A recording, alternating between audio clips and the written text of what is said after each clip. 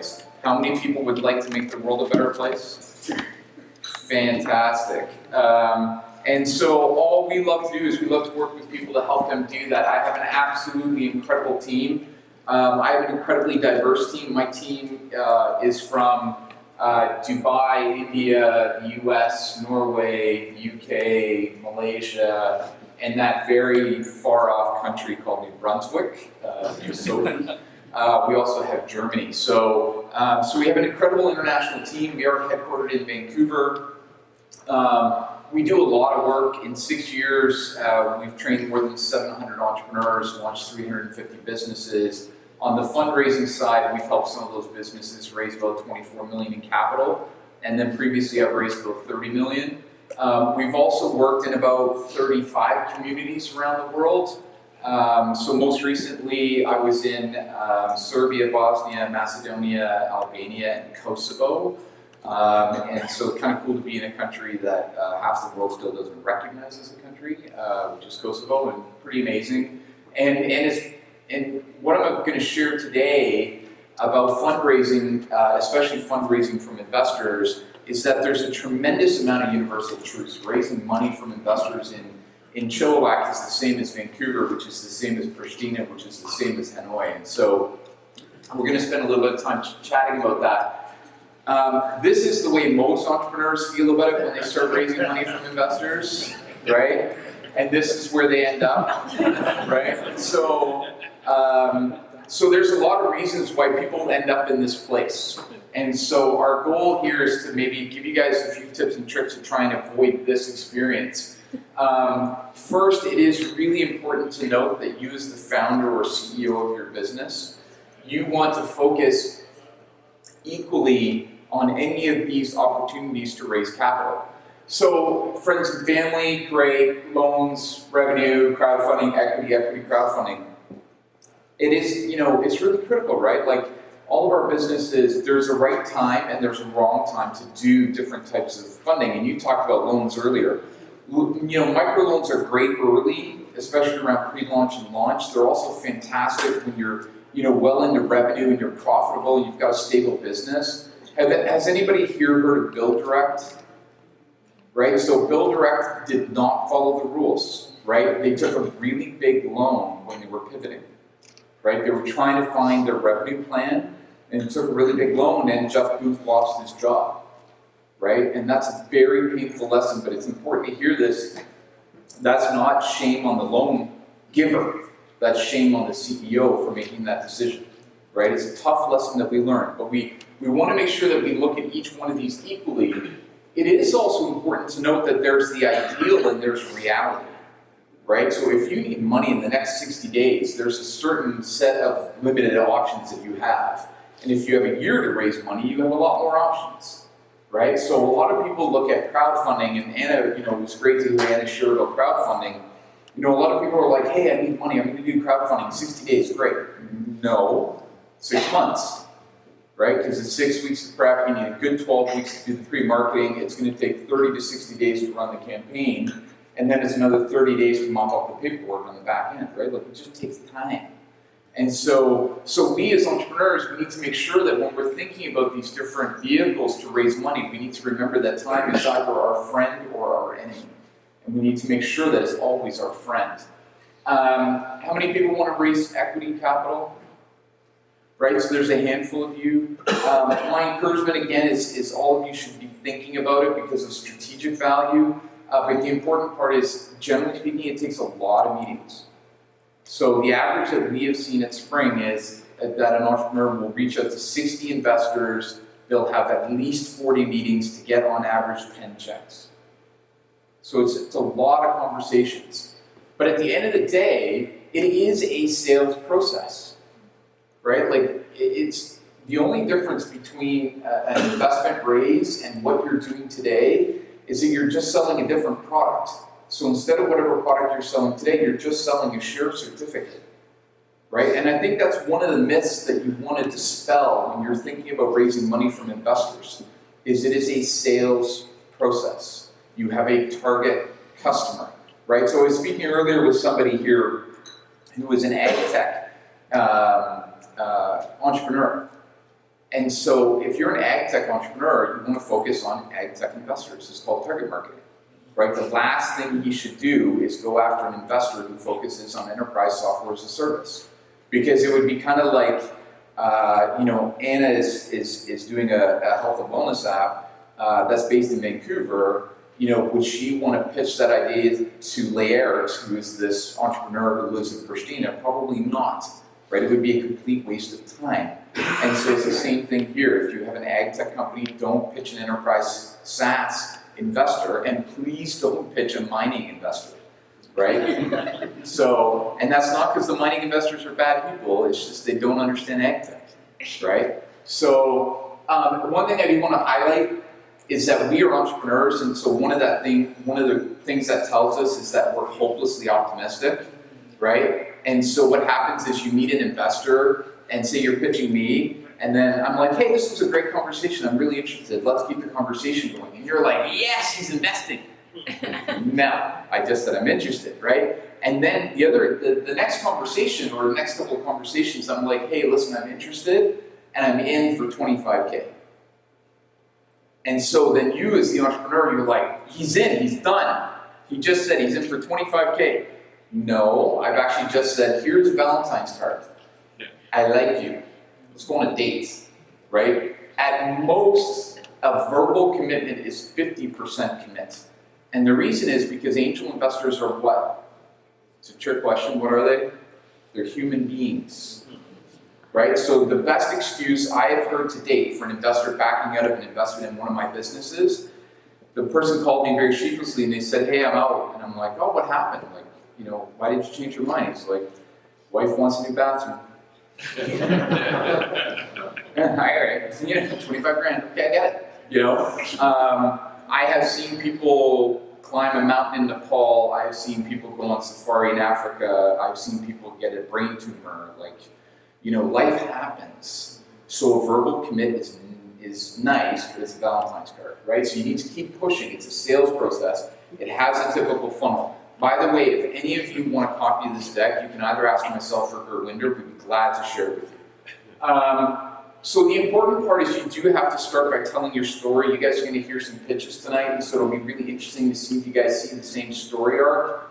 So Kurt Vonnegut, who is a writer, screenwriter, director, and so he actually articulated that all movies made in Hollywood essentially follow one of 4 story arcs.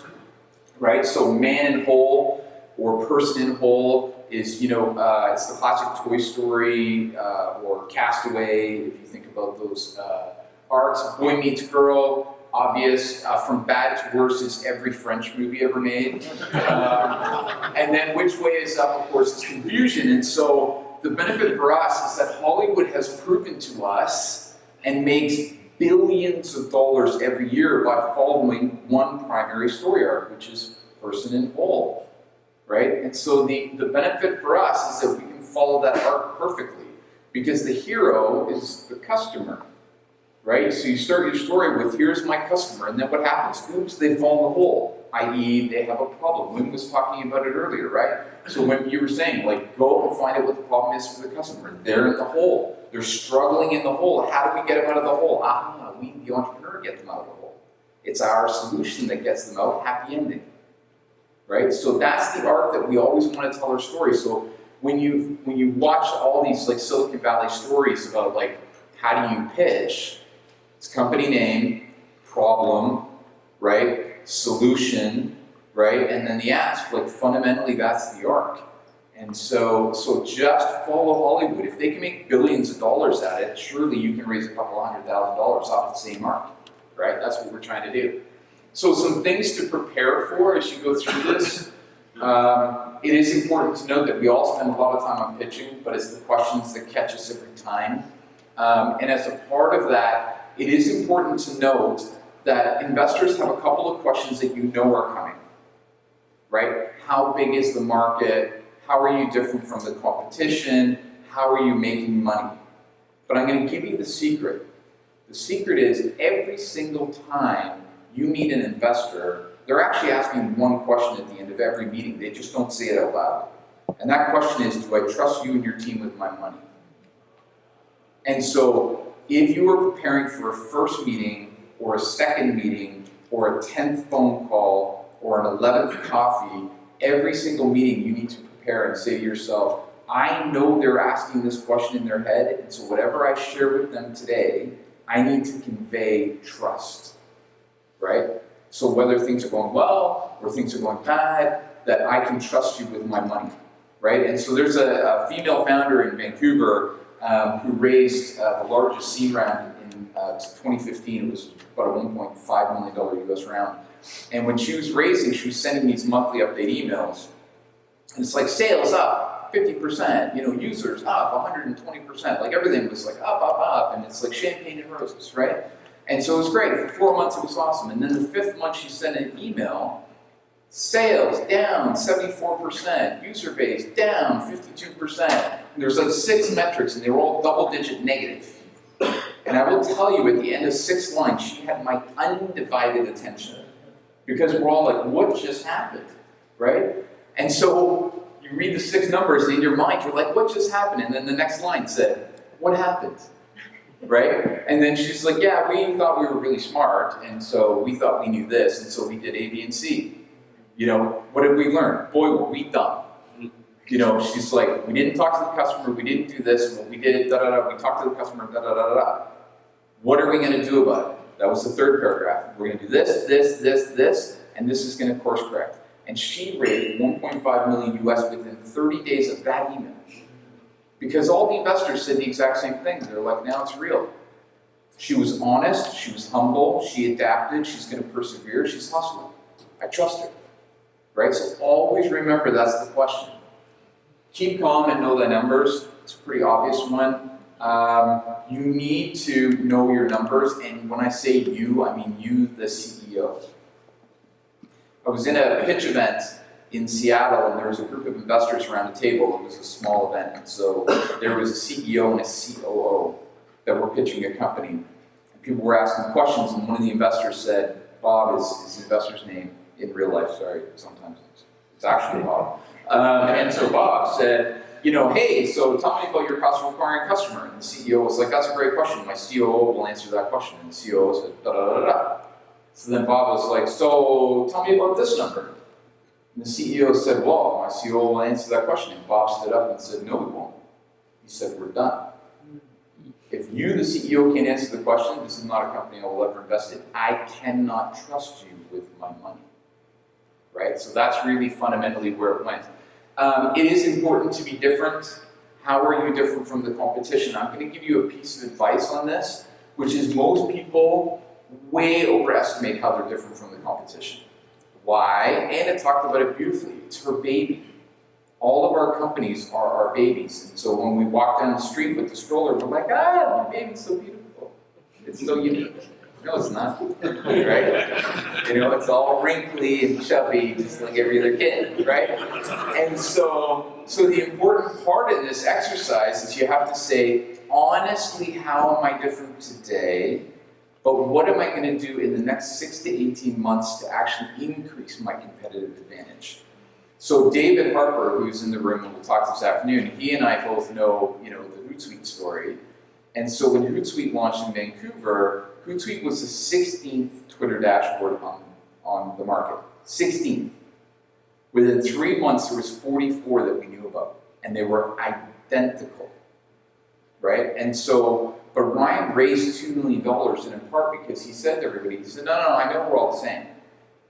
He said, but here's how we're going to be different. And what he pitched to investors was he said, we're going to be the first platform to be platform agnostic. We're going to be the first one that will support Twitter and Facebook and LinkedIn, and we're going to out-hustle everybody to get it. And then investors were like, I think I buy that story.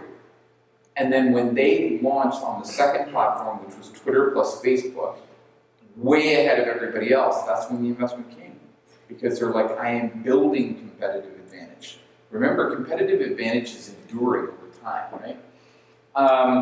And then the other piece, and I hope you guys acknowledge this, when Anna shared, she got to 1,000 users, and I will tell you that probably puts her ahead of about 99.2% of all apps in the App Store. right? And so at the end of the day, you either tell us what you're going to do or you just go do it. And Wim, I think, was just fantastic for Wim to talk about, how he said, look, we're going to go talk to the customer and we're going to find out what they want and then we're going to build it and we're going to get it done, right? That's exactly what an investor wants to hear.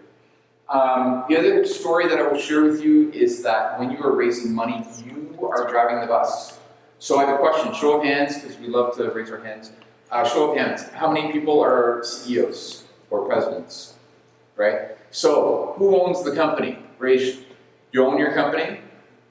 So who's going to drive the bus, right? So the important part in this process is you're standing in front of an investor, and if someone is an angel investor, they're likely a multimillionaire, at least, right? And so this is play money for them, 25, 50K, 100K, 250K, like this is play money. Their 80% next day is somewhere else. And so it's very hard for us as entrepreneurs because I look at you and I say, wow, this guy's rich and he's successful. And so I feel like I need to defer to him. And so there's a very successful entrepreneur in Vancouver, and he was raising his first round of capital, $300,000. And he was asking me for advice. And I said, fantastic. And I said, so tell me about like the investor pool you're talking to. And he's like, no, I just have one investor. And I'm like, okay. So one guy's going to write a check for $300K. And he's like, yeah. And I'm like, so why do you need my advice? So I said, it's done. And he's like, well, it's not quite getting done. And I said, what do you mean it's not getting done? And he started to go chat, like not really giving me a direct answer. And so I just said, hey, listen, I'm going to ask you a bunch of dumb questions until I figure this out. And so I started pestering him with questions. And at one point in time, I said, well, what is your lawyer saying about this? And he's like, oh, no, it's not my lawyer because the investor said, save your money, just use my lawyer. Right? And so the challenge, of course, is I said, I found the problem. And I said, any chance he offered up his accounting firm too? And he's like, yeah, he did, it's great. It's like, right? And I said, that's your problem. I said, we'll never get it done because they're not working for you, they're working for him. And so he said, what do you mean? And so we chatted about it for 15 minutes and I said, take out your phone. And he took out his phone and I said, now call the lawyer and fire him right now. And he was just gobsmacked. He was just like, what? Like, I can't do that. It's an investor. I'm like, you're going to fire him right now or we're never speaking again. Right? And so he picked up the phone, he called the guy, and he fired the lawyer, and then he fired the accountant. And then I picked up the phone and I introduced him to 3 lawyers and 3 accountants. And by the end of the day, he had met all 6 and selected a lawyer and accountant. 9 days later, calendar, not business, he had $300,000 in the bank. Drive the bus. Right? So this is the other sneak trick. If you're raising money, and I'm going to use a round number, $300,000, and you remember we talked about verbal commits and how verbal commits are Valentine's cards? So the challenge is that if you get to verbal commits of $300,000, I guarantee, I will bet you my paycheck right here, right now, that you will not close $300,000 because someone's going to renovate the bathroom. Or they're going to be Carl, and he's going to pitch on bounce, and they're going to like that better than yours, and then they're going to go invest over there. Or, right, they're going to have a baby, or brain tumor, or Nepal, like whatever the case may be, right? And so the important part in this exercise is always make sure that you get verbal commits targeting 150% of your raise. So if you want to raise $300,000, get verbal commits on $450, because then you know you'll get $300,000, right? So again, control your destiny. A few trends to talk about. Crowdfunding was raised earlier, and it's really important to note that crowdfunding now exceeds venture capital and angel investing combined. It is the single greatest source of investment for entrepreneurs today. So do not treat it lightly. It's a huge opportunity for many, many businesses. And then the second one is the fastest growing source of capital in the marketplace today is capital that we call it impact investing capital, right? So investors who say, I will invest in your business because you are trying to make the world a better place and you're telling me how you're going to try and go do that. So the world is moving in this direction, and it's really an opportunity for a lot of entrepreneurs to go seek that capital. So my encouragement to you, we may or may not have time for questions. I'm happy to take questions now or later. But my encouragement to you is look at all forms of capital equally, right? Friends and family, grants, loans, equity, crowdfunding, and make sure that you explore them, right? Do what's right for your business. And then, as you go through that and as you raise the capital that you raise and you grow the business the way you want, then just go ahead and change the world. And so I'll open it up for questions. Great, if you have a question, please raise your hand and your leader will bring you the microphone. Go ahead. Can you go back and explain what you meant in terms of getting verbal commitments of, say, 300K, you're not going to get it? I did not get what you were saying. Yeah, it's a good question. Yeah, so the question is, just to clarify, why do we need verbal commitments of greater than X, 300K is the sample number?